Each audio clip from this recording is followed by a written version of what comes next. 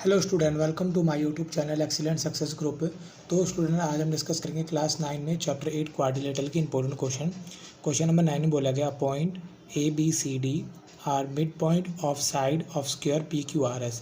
जो P Q R S हमारा एक स्क्वायर है जिसके अंदर मिड पॉइंट यानी कि पी क्यू का mid point A, Q R का मिड पॉइंट बी, ये सी और आर, इन मिड पॉइंट को जो ज्वाइन किया गया है। If the area of a P Q R is 36 centimetre square, अगर पूरे पी क्यू आर एस का एरिया 36 सेंटीमीटर स्क्वायर है, then find the area of A B C D. तो ए बी सी डी का area बताओ कितना होगा। तो हमारे पास देखो, वैसे तो मैं सॉल्व करना चाहूँ तो 1 मिनट में आज का आंसर निकाल दूँ, ठीक है। कि अगर ये मान लो 36 है, अगर स्क्वायर के मिड पॉइंट को मिलाओगे तो इसका हाफ होता है, यानी कि 18 सेंटीमीटर स्क्वायर होता है। आंसर तो ये होता है, बट इसका आंसर आया कैसे वो मैं आपको करके दिखाता हूँ, ठीक है। तो देखो, हमारे पास गिवन है कि पी क्यू आर एस एक स्क्वायर है। P Q R S is a square है, तो इसकी चारों साइडें क्या होंगी, इक्वल होंगी। यानी पी क्यू बराबर क्यू आर बराबर आर एस बराबर पी एस। साथ ही साथ अपोजिट साइड भी क्या होंगी, पैरेलल होंगी। पी क्यू पैरेलल होगा एस आर के एंड पी एस पैरेलल होगा क्यू आर के। अपोजिट साइड क्या रहती है, पैरेलल रहती है। तो मुझे एरिया बताना है ए बी सी डी का। तो मैंने की कंस्ट्रक्शन, ठीक है।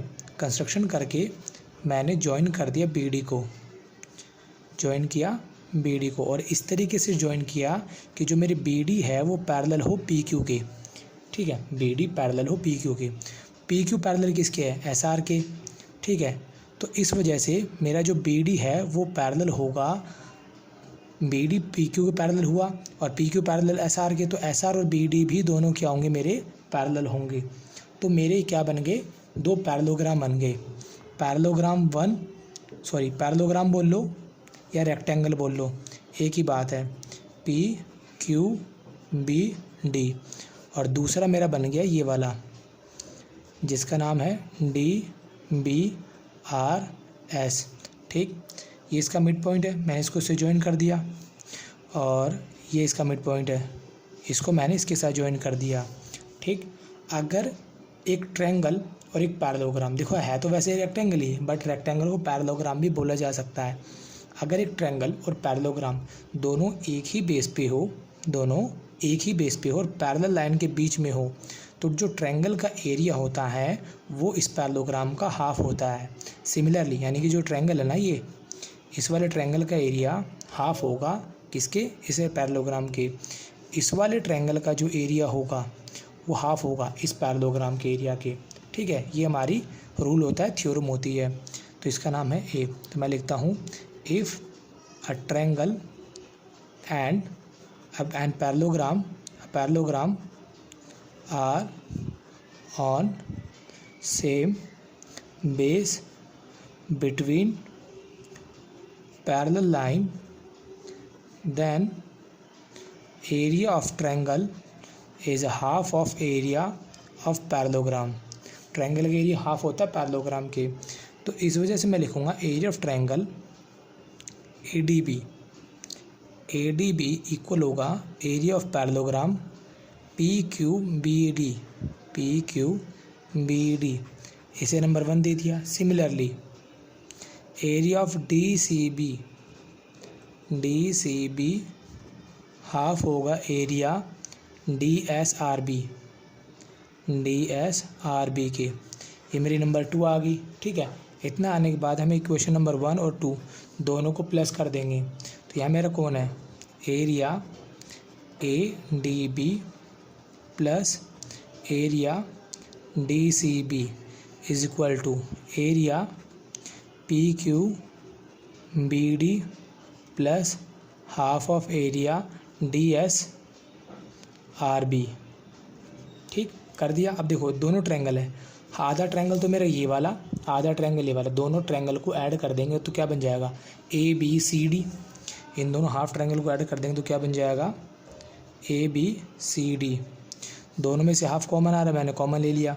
कितना बचा, P Q B D plus D S R B, ठीक। उसके बाद area A B C D is equal to half of area P Q B D. देखो ध्यान से, P Q B D half parallelogram हो गया। दूसरा D S R B, DSRB, half ही हो गए हाफ ही हो गए, दोनों को जोड़ो क्या बन गया PQRS, ये बना मेरा PQRS। अब हमें PQRS का एरिया दे रखा क्वेश्चन के अंदर 36, इसका हाफ किया तो कितना करेंगे, कितना हो जाएगा 18 सेंटीमीटर स्क्वायर, इस वजह से इसका आंसर क्या हो जाएगा 18 हो जाएगा। अगर एक triangle and parallelogram are on a same base between parallel line then area of a triangle is half of area of a parallelogram. ठीक है, ट्रायंगल का जो एरिया होगा वो पैरेललोग्राम की हाफ होगा। इस वाली आइडेंटिटी का यूज़ करके हम इस क्वेश्चन को सॉल्व करेंगे। तो ये मेरा क्वेश्चन नंबर 9 यहाँ पे कंप्लीट होता है। तो अब हम डिस्कस करेंगे क्वेश्चन नंबर 10। तो क्वेश्चन नंबर 10 में देखो क्या बोला गया है, the parameter of a rhombus is a 60 centimetre, यानी कि रोम्बस है, हमें मालूम है रोम्बस की चारों साइडें इक्वल होती हैं, A B C D, A B जितना होगा उतना बी सी, सी डी और ए डी चारों बराबर होंगे। If the length of a longer diagonal measure 24, जो इसका बड़े वाला डायगनल है ये वाला 24 है, ए सी, हमें ए सी 24 जो कि लॉन्गर डायगनल है, लॉन्गर डायगनल, हमसे पूछा क्या है length of the shorter diagonal, shorter वाला कौन सा होगा, ये वाला बी डी हमसे पूछा है, ये मेरा शॉर्टर डायगनल है।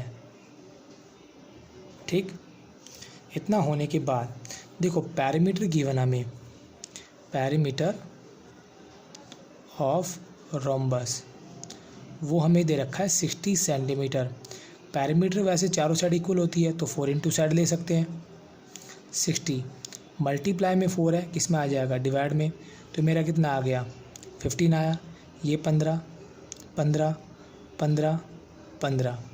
और जो इसके रोम्बस के डायगोनल होते हैं एक दूसरे के परपेंडिकुलर बाइसेक्टर होते हैं, तो मैं लिखूँगा diagonal of a rhombus are perpendicular bisector each other, जिसका मतलब ये होता है कि यहाँ पे 90 डिग्री एंगल बनेगा यहाँ पर, और साथ साथ जितना मेरा AO होगा उतना मेरा OC होगा, जितना मेरा OD होगा उतना मेरा OB होगा। तो AC दे रखा 24, तो मेरा कितना हो जाएगा 12, ये भी कितना हो जाएगा 12, हमें तो ये वाला बताना है। तो जो मेरा जितना OD होगा उतना OB होगा, ये बात भी ध्यान रखना।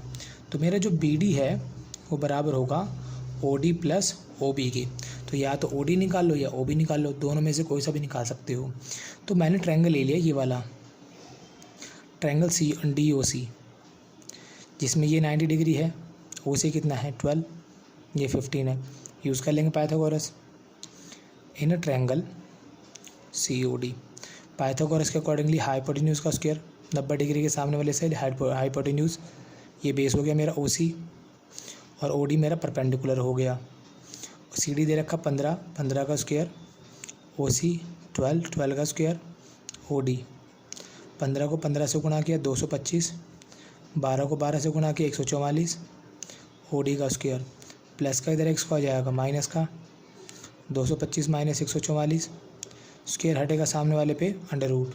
ठीक, 225 में से माइनस कर देंगे 144 को, तो ये मेरा आ जाएगा 81, 81 का अंडर रूट होता है 9, ये मेरा आ गया OD यहाँ रखा मैंने कितना 9, जितना मेरा OD होगा उतना मेरा कौन होगा OB होगा, दोनों सेम होंगे। तो मेरा जो BD होगा वो हो जाएगा 18 सेंटीमीटर, तो मेरा ऑप्शन हो जाएगा B। ठीक, अब डिस्कस करते हैं क्वेश्चन नंबर 11 को। 11 में देखो क्या बोला गया है, which statement is true about the all parallelogram, parallelogram में से कौन सी स्टेटमेंट इसमें ट्रू है वो बतानी है। तो पहले मैं पैरेललोग्राम बना लूँ, मेरा पैरेललोग्राम कुछ इस तरीके से होता है ABCD, ठीक है, जिसमें अपोजिट साइड क्या होती है इक्वल होती है, ये साइड इसके इक्वल होती है, अपोजिट एंगल भी इक्वल होते हैं, ये A बराबर C के होता है, एंगल D बराबर होता है एंगल B के, और इसके जो डायगोनल होते हैं ये एक दूसरे के बाइसेक्टर होते हैं।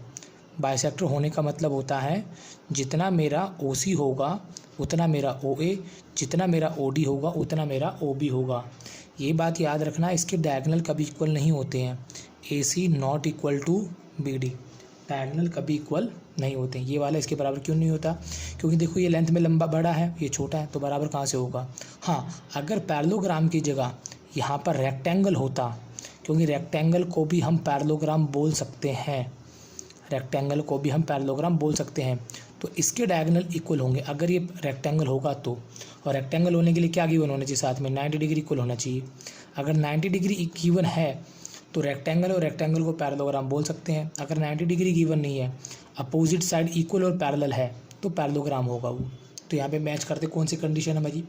बोले diagonal are congruent. Diagonal congruent होता है, कॉन्ग्रुएंट का मतलब हूबहू एक जैसे होते हैं, बराबर होते हैं। मैंने तो पहले ही मना कर दिया, डायगोनल इक्वल नहीं होते हैं, तो ये ऑप्शन नहीं होगा। The area is the product of the two adjacent side. इसका जो एरिया होता है एडजेसेंट साइड का प्रोडक्ट होता है, नहीं, इसका एरिया होता है बेस इंटू हाइट। बेस कोई सा भी ले लो, हाइट परपेंडिकुलर में ही होनी चाहिए, तो ऑप्शन बी भी नहीं होगा। Opposite angle are congruent. हाँ, अपोजिट एंगल इक्वल होते हैं, मैंने आपको बताया, मेरा ऑप्शन सी हो जाएगा। डी चेक करते हैं। The diagonal are perpendicular to each other. Diagonal या परपेंडिकुलर बनाते हैं, नहीं, रोम्बस होता है या स्क्वायर होता है वो परपेंडिकुलर बनाते हैं, पैरेललोग्राम कभी परपेंडिकुलर नहीं बनाता, तो ऑप्शन डी भी नहीं होगा। और इसी के साथ मेरा क्वेश्चन नंबर 11 यहाँ पे कंप्लीट होता है। उम्मीद करता हूँ स्टूडेंट आपको क्वेश्चन समझ में आ गए होंगे। अगर आपको वीडियो अच्छी लगी हो तो वीडियो को लाइक करें, शेयर करें, कमेंट करें और इस चैनल को जरूर सब्सक्राइब कर लें। मिलते अगली वीडियो में। Okay, bye bye, thank you.